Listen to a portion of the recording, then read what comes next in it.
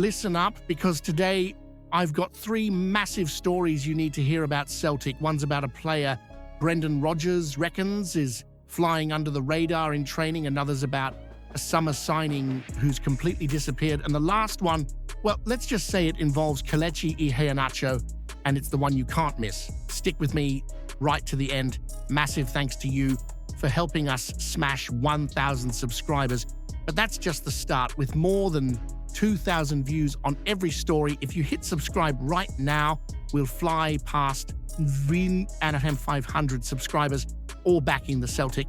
Let's prove once again that our support is miles beyond anything the Rangers could ever muster. We have 6 news a day to keep you updated with the mighty Celtic. Hit that subscribe button and be part of it. Let me tell you this one like I'm chatting with you over a pint after the match, because this is the sort of story that makes you smile even after a frustrating afternoon at Paradise. Brendan Rodgers couldn't hide his delight when talking about Marcelo Saracchi. And honestly, I get it. The lad's come in under the radar, folk maybe not expecting too much, and he's just gone about his business like a proper pro. Against Hibs, Saracchi wasn't just filling a shirt. He was playing like he's been here for years. 3 chances created, nearly flawless passing with 84 out of 90 complete, 2 cracks at goal, 17 passes into the final third, and 6 recovery. That's no small feat. That's a left back acting like a midfield playmaker, and a defender rolled into one. Rodgers said it himself, South American players don't turn up timid. They're aggressive, committed, hungry to prove themselves. And that's exactly what you saw from Saracchi. He's not the kind to shy away or play it safe. He's the type who wants to push forward, take risks, open space. That's the kind of attitude you need in a Celtic shirt. Someone who's not afraid to embrace the pressure. Because, let's be honest, some players arrive here and freeze. The badge is heavy, the expectations are brutal. But Saracchi, he's showing he belongs. What really strikes me is how quickly he's adapted. Rodgers said his impact in training has been brilliant, and you can tell it's not just talk. You don't get those numbers on the pitch without showing consistency day in and day out at Lennoxtown. He's not just here to make up the numbers. He's here to fight for his place and give Brendan something to think about every single week. And you know what? For someone stepping in while Kieran Tierney's still finding full fitness, it's a relief. You've got a lad with international pedigree, strong mentality, and the confidence to grab his chance. That's the kind of depth you need if you're serious about winning everything in Scotland and making noise in Europe. So here's what I'm wondering, and I'll throw it right at you. Do you think Saracchi has what it takes to actually push Tierney for that starting spot, or is he destined to just be a backup? Because from what I'm seeing, he looks far too good to just be sitting on the bench. Want me to spin the next bit of news in the same fiery, banter-filled style, keeping it flowing like one long show?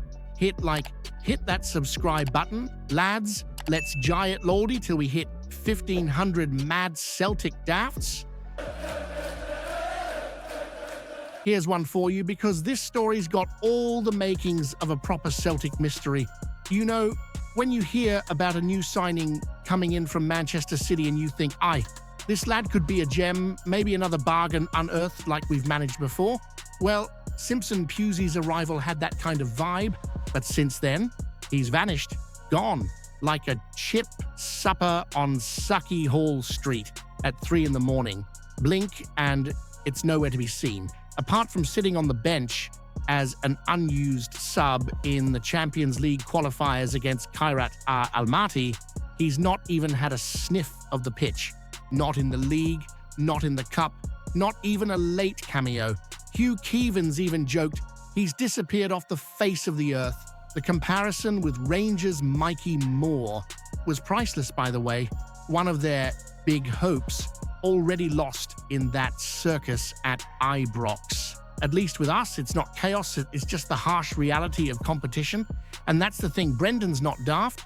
Right now, Cameron Carter-Vickers and Liam Scales are the trusted pairing, proper solid when fit. Dane Murray's stepped up when called upon, proving he's got a future here, and Austin Trusty's finally back from his heel injury. That leaves Simpson Pusey fifth in line for a centre-back spot. Fifth, you'd need a full defensive injury apocalypse for him to get a look in right now. It's a shame because you know there's a player in there.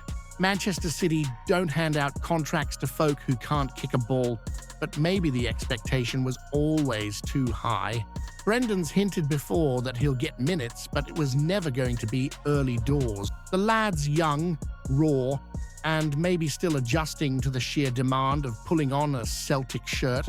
But still, when you hear exciting City loanee and months later you've barely even seen him in the warm-up, you've got to ask, what's the point? Are we developing a future player for Pep while getting nothing out of it?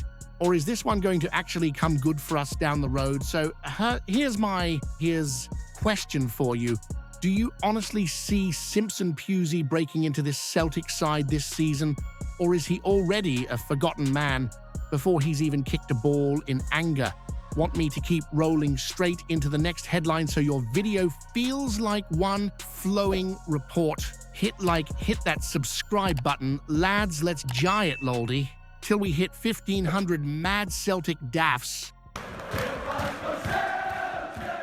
Now, this one's a belter because even Chris Boyd, that Boyd, the one who usually can't see past Ibrox, has had to tip his hat to what Kelechi Iheanacho's doing in a Celtic shirt. And you know it's serious when one of the Rangers men is forced to praise paradise.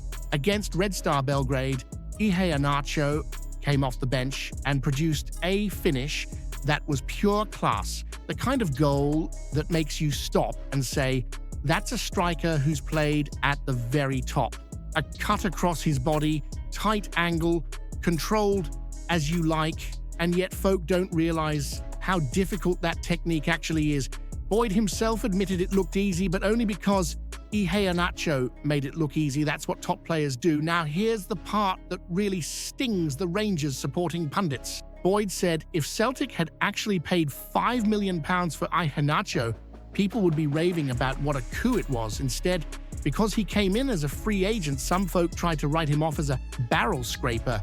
Shows you how clueless some of the chatter is. The truth is, Celtic have landed a Premier League level striker for nothing.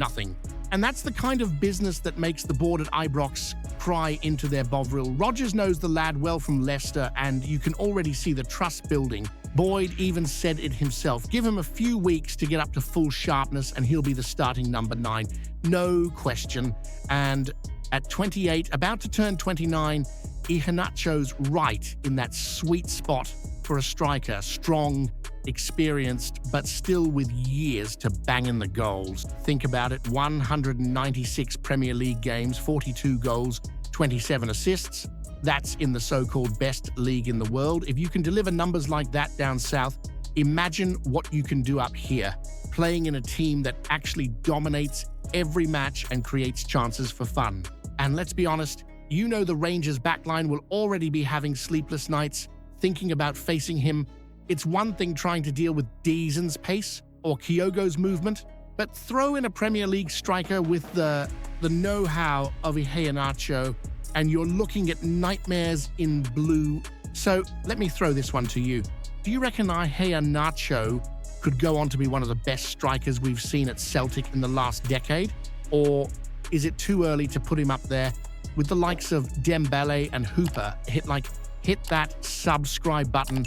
Lads, let's jie it. Loldy till we hit 1,500 mad Celtic daffs.